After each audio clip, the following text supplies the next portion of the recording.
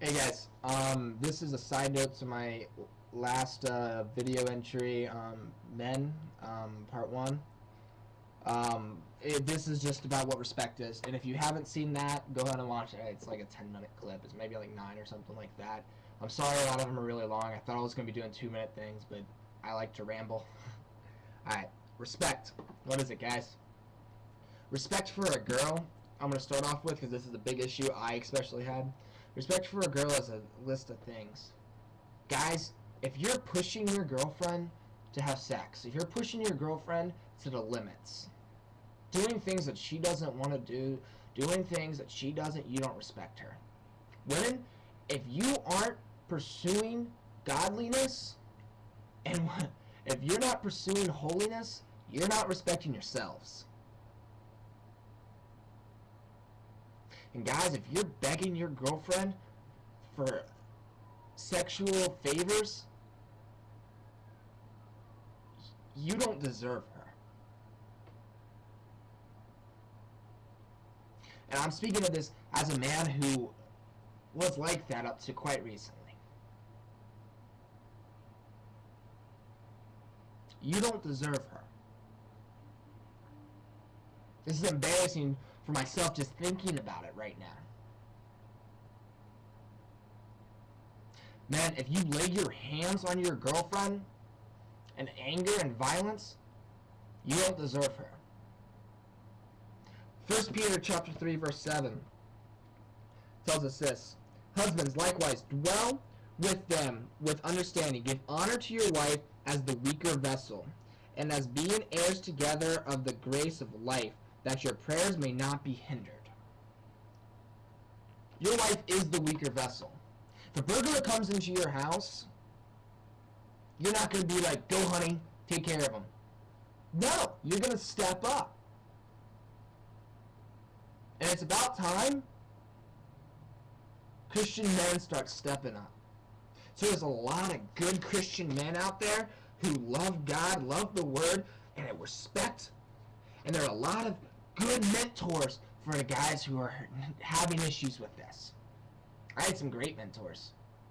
I have a mentor as my roommate right now, and we're starting to talk about what godly men really means. What it means to be a godly man.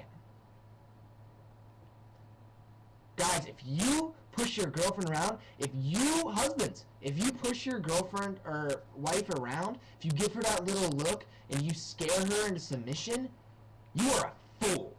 And she does not need that, and you do not deserve her.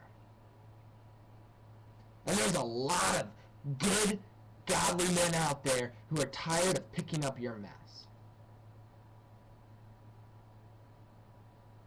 This really isn't a message to the people who are lost out there. This really isn't a message to the people who need Christ. These are the message to people who know Christ and are so stagnant and so lost in their own selves that they can't even find the will to be a man.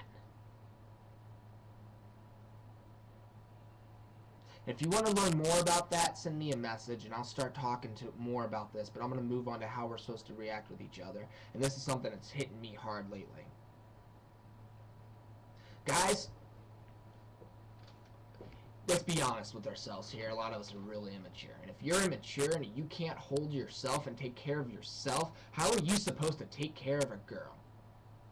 This is a hard thing for me to realize. And if you start thinking about it, you're going to start realizing it too.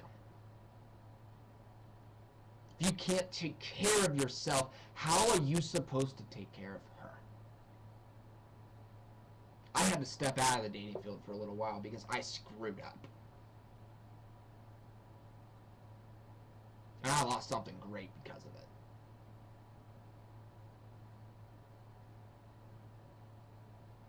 Men, how you are supposed to take care of each other and how you're supposed to call each other out is in love. My roommate and I here have been reading the book called No More Christian Nice Guys.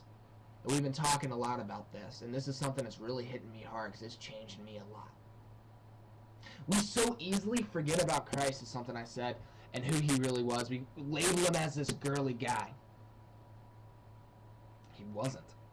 We so easily forget this is the same man who ran into the temple with a whip, calling the Pharisees a brood of vipers, and how dare they turn his father's house into a den of liars and thieves.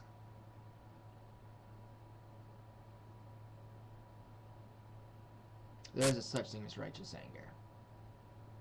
Man, if you're out there and you're starting to realize and the Holy Spirit's laying on your heart that you need to grow up and you need to start maturing in your walk with Him, there are ways to do it, and here's how. If you're a member of a church, go up to some of the leadership there. If they're men of God and they're higher men of God and you truly see them, how they react with their families and react with their spouse, ask them to mentor you. Don't be held accountable by people who are lower in your faith, or they will just pull you down. Be held accountable by people who are higher. Hold accountable people who are lower in your faith, and help them grow in likeness of Christ, but do it in love. How do you do it in love? You pull them aside and carefully and meticulously tell them what they're going wrong. You don't sit there and let them beat their girlfriends. You don't sit there and let them beg their girlfriends into submission of sexual innuendos. You be a man and step up.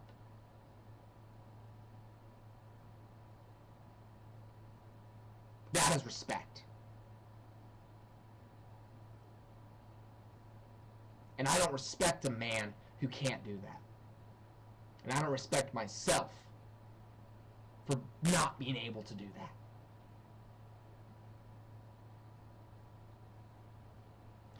That's it for right now. If you have more questions, send me a message. If you want me to talk more about this, send me a message and tell me to talk more about this. I'm going to put a whole series on men and masculinity. Thanks you guys for your time. God bless.